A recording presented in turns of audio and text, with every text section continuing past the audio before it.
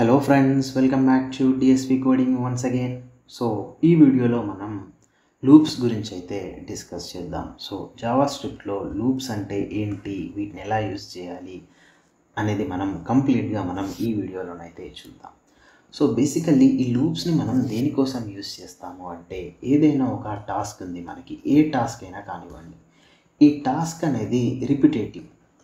So మనం ఈ టాస్క్ని చాలాసార్లు చేయాలి, like 10 times or 100 times or 1000 times, ఇలా ఎన్నిసార్లైనా ఇలా ఒక టాస్క్ని చాలాసార్లు చేయాలి. అండ్ సేమ్ టాస్క్, ఇక్కడ ఇష్యూ ఏంటంటే సేమ్ టాస్క్ అన్నప్పుడు మనం ఈ లూప్స్ని అయితే యూస్ చేస్తాం.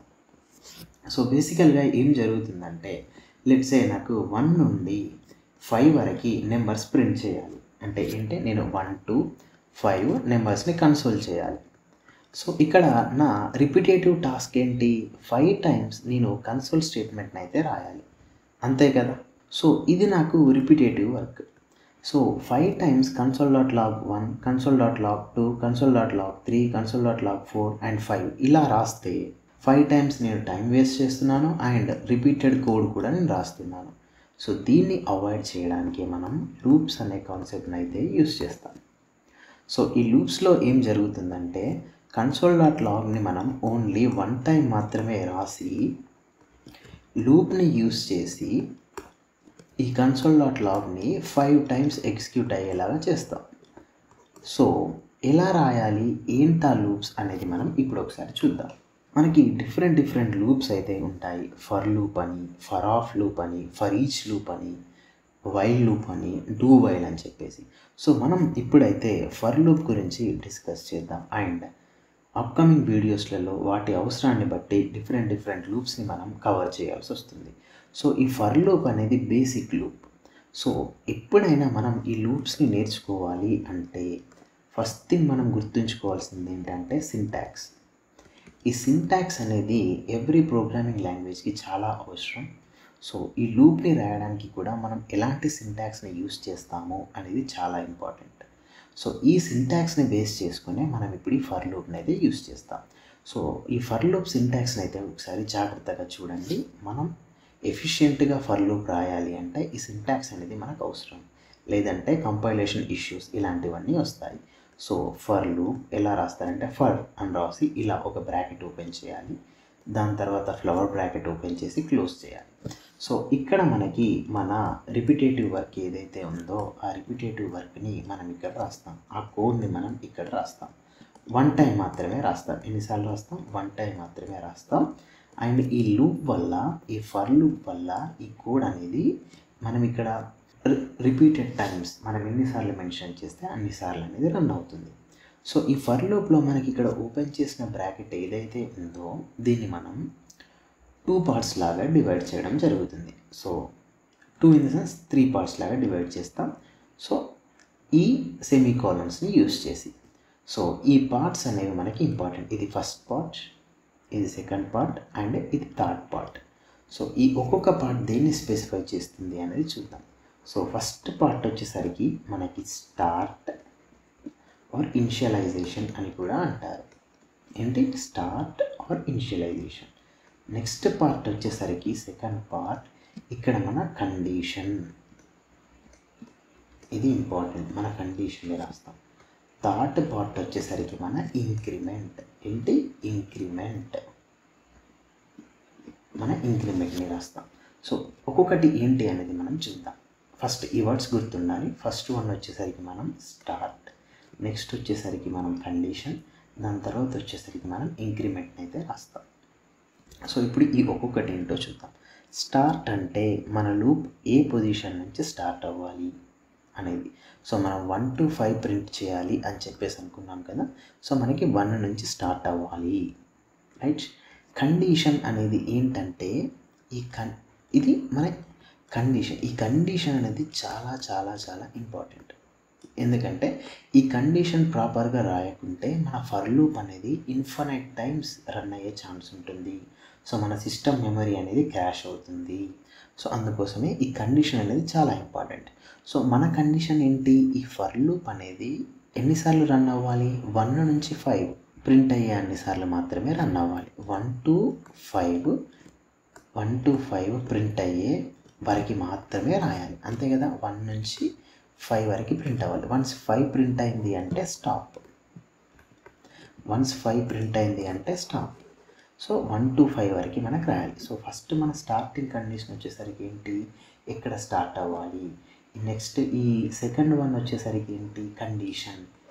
ఈ కండిషన్లోనే మనం ఏం చేస్తాం, కంటిన్యూ అవ్వాలా ఆర్ స్టాప్ అవ్వాలా అనే ఈ 2 వర్డ్స్ ఏవైతే ఉన్నాయో, లైక్ లూప్ అనేది కంటిన్యూ అవ్వాలా, ఆ రిపీటెడ్ టాస్క్ అనేది కంటిన్యూ అవ్వాలా లేదా స్టాప్ ఆగిపోవాలా అనేది మనం ఈ కండిషన్లో స్పెసిఫై చేస్తాం. సో ఈ ఇంక్రిమెంట్ అంటే ఏంటంటే, ఈ ఇంక్రిమెంట్ ఏం చేస్తుందంటే, ఈ ఇంక్రిమెంట్ అనేది మనకి స్పెషల్గా నెక్స్ట్ వాల్యూకి మూవ్ చేస్తుంది. Move forward. ఈ మూవ్ ఫార్వర్డ్ అంటే ఏంటంటే, ఫస్ట్ 1 ప్రింట్ అయింది అనుకుందాం, నెక్స్ట్ ఏం చేయాలి, 2 ప్రింట్ అవ్వాలి కదా, అంటే మనం 2 వరకు వెళ్ళాలి కదా. నెక్స్ట్ 3 ప్రింట్ అవ్వాలి కదా, దాని తర్వాత 4 ప్రింట్ అవ్వాలి కదా, దాని తర్వాత 5 ప్రింట్ అవ్వాలి కదా. సో ఇలా ముందుకు వెళ్ళడానికి 1 నుంచి 2, 2 నుంచి 3, 3 నుంచి 4, 4 నుంచి 5 ఇలా మన లూప్ని ముందుకి ఎగ్జిక్యూట్ చేయడానికి, ముందుకి రన్ చేయడానికి మనం ఈ ఇంక్రిమెంట్ని అయితే యూస్ చేస్తాం. ఫస్ట్ వన్ వచ్చేసరికి స్టార్ట్, ఎక్కడ స్టార్ట్ అవ్వాలి. నెక్స్ట్ వన్ వచ్చేసరికి కండిషన్ దేనికి, whether to continue are stop. Next one వచ్చేసరికి ఇంక్రిమెంట్. సో ఆ మూడింటిని ఈ ఫర్కి తర్వాత ఓపెన్ చేసిన ఈ బ్రాకెట్లోనైతే మనం స్పెసిఫై చేయడం జరుగుతుంది. సో ఎలా స్పెసిఫై చేస్తామో మనం ఇప్పుడు చూద్దాం. సో సింటాక్స్ మళ్ళీ ఫర్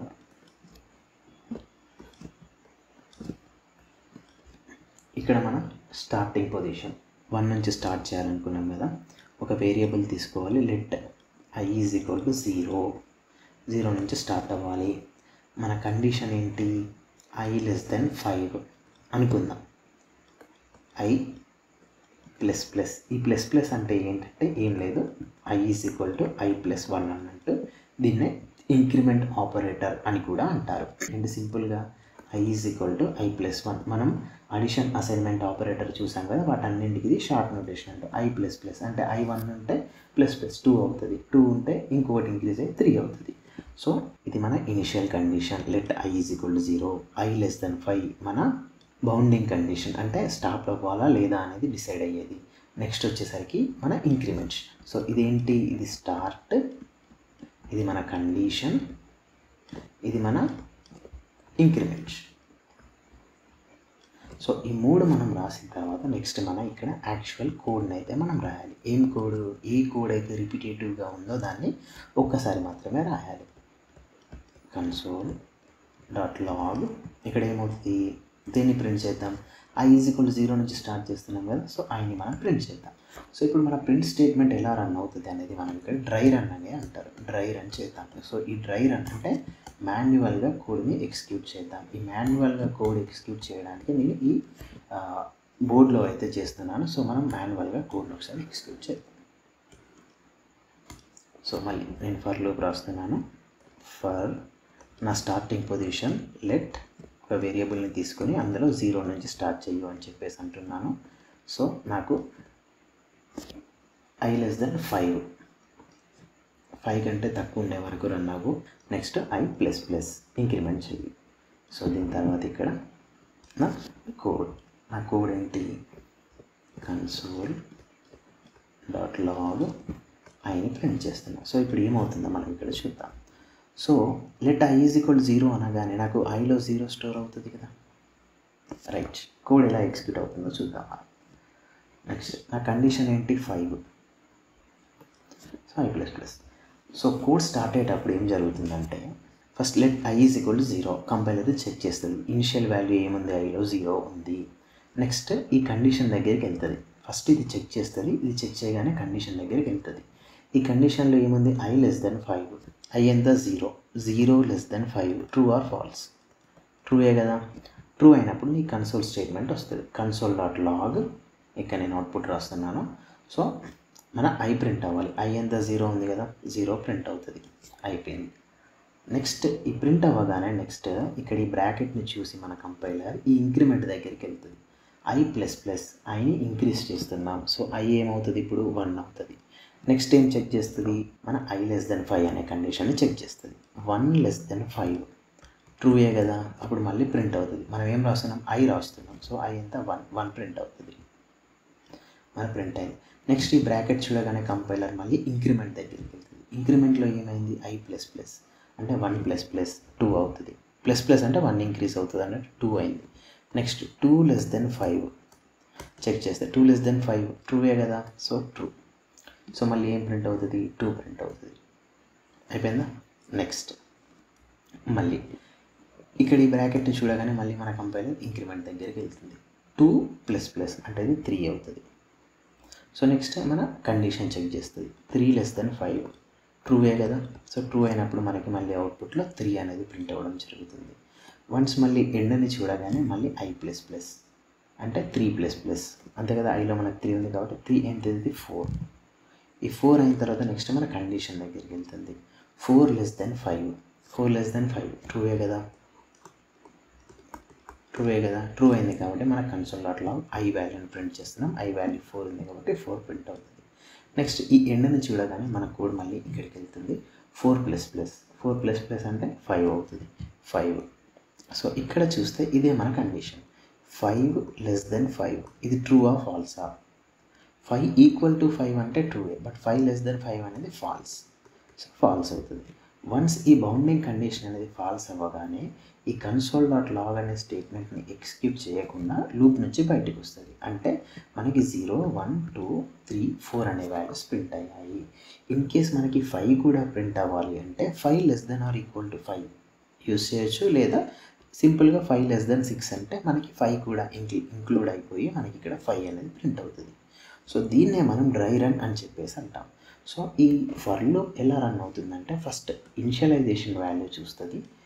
వన్స్ ఈ ఇనిషియలైజేషన్ వాల్యూ అయిపోగానే ఈ కండిషన్ని ఎగ్జిక్యూట్ చేస్తుంది. ఇన్ కేస్ ఈ కండిషన్ ట్రూ అయితే సో ఫస్ట్ ఇనిషియలైజేషన్ చెక్ చేస్తుంది. ఈ ఇనిషియలైజేషన్ అయిపోగానే ఈ కండిషన్ దగ్గరికి వెళ్తుంది. ఈ కండిషన్ ట్రూ అయితే ఈ కన్సోల్ డాట్ లాగ్ స్టేట్మెంట్ని అయితే ఎగ్జిక్యూట్ చేస్తుంది. వన్స్ ఈ స్టేట్మెంట్ ఎగ్జిక్యూట్ అయిన తర్వాత ఓకే లూప్ క్లోజ్ అయింది అని గమనించి మళ్ళీ మన ఈ ఇంక్రిమెంట్ ఆపరేటర్ని అయితే రన్ చేస్తుంది. ఈ ఇంక్రిమెంట్ ఆపరేటర్ ఏం చేస్తుంది, ఈ i వాల్యూ ఏదైతే ఉందో దాన్ని నెక్స్ట్కి మూవ్ చేస్తుంది. మనం అనుకున్నాం కదా 1 నుంచి 2కి, 2 నుంచి 3కి, 3 నుంచి 4కి మూవ్ అవ్వాలి అని చెప్పేసి. సో ఆ విధంగా ఇది నెక్స్ట్కి మూవ్ అవుతుంది. నెక్స్ట్కి మూవ్ అయిన తర్వాత మళ్ళీ ఈ కండిషన్ని చెక్ చేస్తుంది. చెక్ చేసేది ట్రూ అయితే సేమ్ స్టోరీ, మళ్ళీ దీన్ని ప్రింట్ చేస్తుంది. ఇక్కడ ఎండ్ వచ్చిందని చూస్తుంది, మళ్ళీ ఇంక్రిమెంట్ చేస్తుంది, మళ్ళీ కండిషన్ చెక్, మళ్ళీ ఎగ్జిక్యూట్, మళ్ళీ ఇంక్రిమెంట్, మళ్ళీ ఎండ్, మళ్ళీ ఇంక్రిమెంట్, మళ్ళీ కండిషన్ చెక్, మళ్ళీ ఎగ్జిక్యూట్, మళ్ళీ రీచ్ ఎండ్, మళ్ళీ ఇంక్రిమెంట్, మళ్ళీ కండిషన్ చెక్, మళ్ళీ కండిషన్ పాస్ అయితే మళ్ళీ ఎగ్జిక్యూట్, మళ్ళీ reach to end and then go to for increment. If condition becomes true దీన్ని ప్రింట్ చేయి, కండిషన్ ట్రూ అవ్వకుంటే లూప్లో నుంచి బయటకు వచ్చాయి. సింపుల్గా మనం i ఈజ్ ఈక్వల్ టు 0 నుంచి స్టార్ట్ చేసి ఐని ప్రతిసారి ఇంక్రిమెంట్ చేస్తున్నాం అన్నట్టు. సో ఎప్పుడైతే ఈ i less than 5 అనే కండిషన్ ఫెయిల్ అవుతుందో అప్పుడు లూప్ నుంచి బయటకు వస్తుంది. సో నేను చెప్పాను కదా లూప్ చాలాసార్లు రన్ అవుతే ఛాన్స్ ఉంటుంది అని చెప్పేసి. ఇన్ కేస్ ఈ కండిషన్ కనుక మనం రాయలేదనుకోండి అప్పుడు ఏమవుతుంది అంటే ఈ కోడ్ అనేది రన్ అవుతూనే ఉంటుంది. ఎందుకంటే ప్రతిసారి దీన్ని బ్రేక్ చేసే కండిషన్ ఇది లేదు కాబట్టి కోడ్ అనేది రన్ అవుతూనే ఉంటుంది. అందుకే మనకి బౌండింగ్ కండిషన్ అనేది చాలా ఇంపార్టెంట్. సో ఈ విధంగా మనం ఫర్ లూప్ని అయితే రన్ చేస్తాం. సో సేమ్ ఫర్ లూప్ని మనం మన VS కోడ్లో ఒకసారి ఎగ్జిక్యూట్ చేసి చూద్దాం, మీకు ఇంకా క్లియర్ ఐడియా అయితే వస్తుంది. సో ఇక్కడ చూస్తే మనం డిస్కస్ చేసిన సేమ్ ఎగ్జాంపుల్ని నేను ఇక్కడ యూజ్ చేశాను. For bracket open let i is equal to 0, i less than 5 నా condition i plus plus. So ఇప్పుడు దీన్ని ఒకసారి మనం రన్ చేద్దాం. సో చూడండి 0 1 2 3 4 5 అనేది ప్రింట్ అయింది. లెట్స్ ఏ నేను i ఈజ్ ఈక్వల్ టు 2 నుంచి రన్ అవ్వాలి అని చెప్పేసి అనుకున్నాను అనుకోండి, ఏమవుతుంది నాకు 2 నుంచి వాల్యూస్ అయితే ప్రింట్ అవుతాయి. 2 3 4 5 got it. So infinite loop ఎప్పుడు వస్తుంది అని చెప్పేసి అంటే ఫస్ట్ సపోజ్ నేను ఈ కండిషన్ని తీసేసి రన్ చేస్తాను అనుకోండి, ఏమవుతుందో చూద్దాం. చూడండి నా కోడ్ రన్ అవుతూనే ఉంది, ఇది ఇలా వెళ్తూనే ఉంటుంది, నా మెమరీ క్రాష్ అయ్యే ఛాన్స్ ఉంటుంది, అందుకని స్టాప్ చేస్తాను. ఆల్రెడీ స్టాప్ అయ్యి క్రాష్ అయినట్టుంది. సో క్రాష్ అయింది. ఇక్కడ ఈ బటన్ కనిపి దీన్ని మీరు ఎగ్జిక్యూట్ చేయకండి. ఇక్కడ ఈ ఎండ్ బటన్ ఉంది చూడండి, దీన్ని క్లిక్ చేయండి. క్లిక్ చేస్తే ఇది స్టాప్ అయ్యే ఛాన్స్ ఉంటుంది. స్టాప్ అయ్యింది చూడండి, ఎక్స్టెండెడ్ విత్ కోడ్ 1 అని చెప్పి. సో ఈ విధంగా ఇన్ఫినైట్ లూప్స్ వచ్చే ఛాన్స్ ఉంటుంది కాబట్టి వీలైనంత వరకు మనం ఈ ఫర్ లూప్స్ని అయితే కండిషన్ లేకుండా రాయొద్దు. రాస్తే క్రాష్ అయ్యే ఛాన్సెస్ ఉన్నాయి, క్రాష్ అయ్యే ఛాన్సెస్ అయితే మనకు ఉంటాయి. సో ఇది ఫ్రెండ్స్ మనకి ఫర్ లూప్ ఎలా యూస్ చేయాలి, ఫర్ లూప్లో ఇన్ఫినైట్ లూప్ ఎలా వస్తుంది అని చెప్పేసి నెక్స్ట్ వీడియోలో మనం do while loop or while loop గురించి అయితే డిస్కస్ చేద్దాం. Thank you for watching this video. Have a nice day.